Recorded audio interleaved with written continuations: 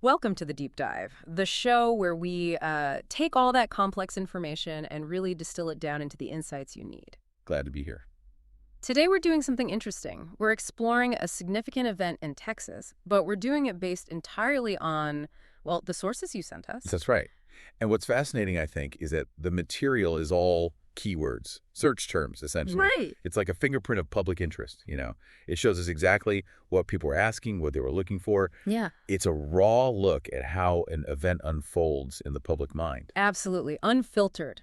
So our mission today for this deep dive is to unpack all these different terms, try and connect the dots, and really grasp the full picture of what's being discussed around the Texas Camp Mystic floods. And crucially, the year 2025 pops up again and again. Yeah, that's key. It tells us this is very current. Definitely points to something recent or maybe even ongoing. Okay, let's unpack this. So let's start right at the core. Texas Camp Mystic floods. Looking at those terms first, what really jumps out at you? What's the immediate focus? Well, the first thing is just how specific it is. Camp Mystic. Yeah. You see flooding in Texas, sure, but the repetition of Camp Mystic next to flash flood and also Guadalupe River, it tells you this wasn't just general statewide flooding people were tracking. Okay. It really suggests Camp Mystic became the absolute epicenter in the public conversation, and flash flood points to something sudden, right? Wow. Very intense. That makes sense, that suddenness. And the pairing you mentioned, Camp Mystic and the Guadalupe River, that seems constant. It is very consistent. It strongly suggests the river's role was, well, pivotal, maybe destructive. And then you add Kerrville TX in Kerr County, Texas, appearing so often. Exactly. It really does nail down the geographic heart of it all, doesn't it? It really does. You can almost picture people searching, trying to pinpoint exactly where this was happening. So we have that epicenter, Camp Mystic, Kerrville. But the data you shared, it showed a bigger picture too, right? It wasn't just stuck there. No, definitely not.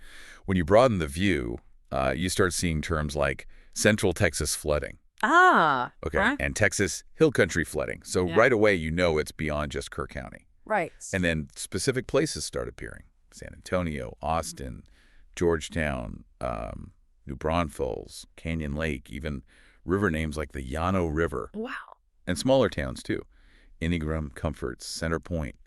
It really paints a picture of widespread concern. Yeah. Extending out into Comal County, Travis County.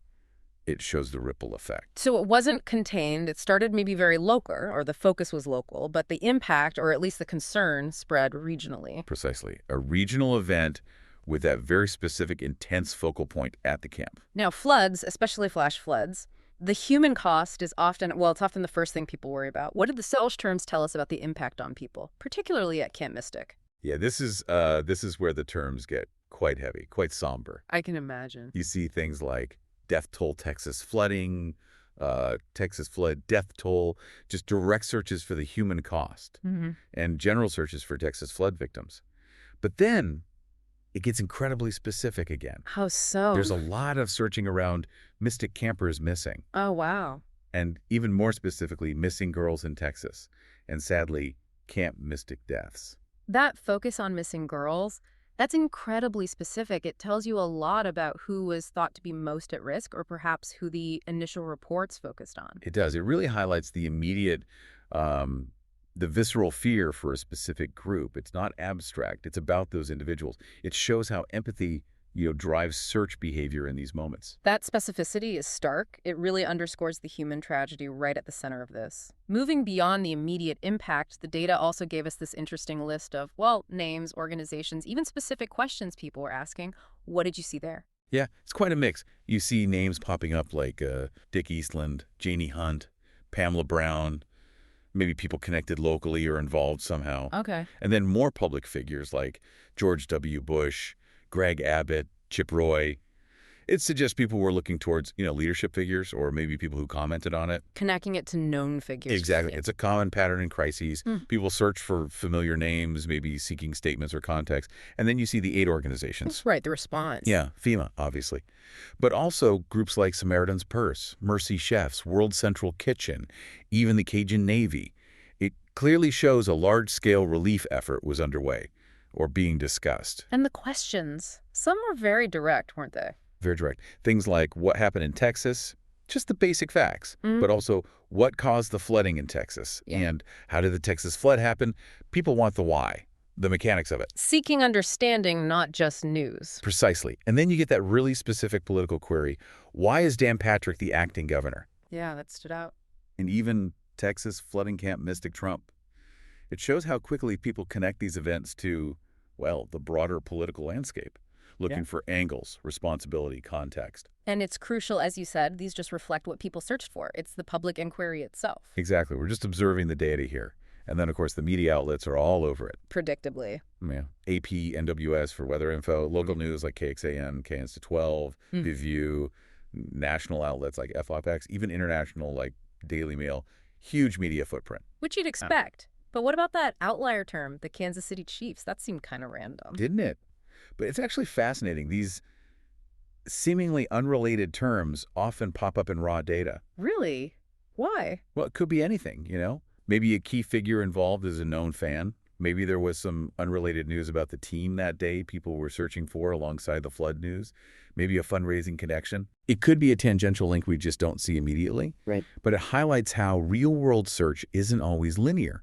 It's messy, layered.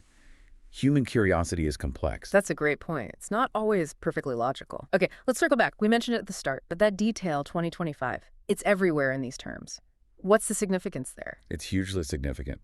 The repetition of Texas flooding 2025, Kerrville flooding 2025, floods in Texas 2025. Yeah. It anchors the entire event firmly in that year. This isn't us looking back at something historical, from years ago. Right. This is current. Or very, very recent. It tells us the public interest. The searches, they were happening in or immediately concerning 2025. It frames the whole deep dive as something immediate. And that's reinforced by terms like Camp Mystic Update, isn't it? Exactly. And Texas news. Texas floods today. People wanting the latest. Yes. It shows it's not a closed book. It was perceived as, or actually was, an evolving situation when these searches were happening. Yeah. There was an ongoing need for information. So, putting it all together, what's the big picture from this deep dive into the search terms? Well, I think We've looked at the Texas Camp Mystic floods through this unique lens of public inquiry. And it's crystal clear, isn't it? This 2025 event sparked this intense, immediate focus. intense is the word. Yeah. Centered squarely on Camp Mystic, the Guadalupe River, but radiating out across the Texas Hill Country. Yeah. And these key words, collectively, they really point to the profound human impact, the tragedies. The missing campers. Exactly. And the data also showed the wide geographic reach, the different people and aid groups involved. And that hunger for answers, the why and how. A public really trying to understand the causes, the response, the ongoing story. It really does paint such a vivid picture. You see all the facets of a disaster reflected in just what people were typing into search bars. It's the digital echo of a real-world crisis. It is. And it makes you think, doesn't it? When you're faced with a complex, unfolding event like this one, how do all these different pieces, the specific places, the names, the organizations, the questions people ask, how do they help you piece together what actually happened? Thinking about all these keywords we discuss, what stands out most to you and how they collectively describe the Texas Camp Mystic floods?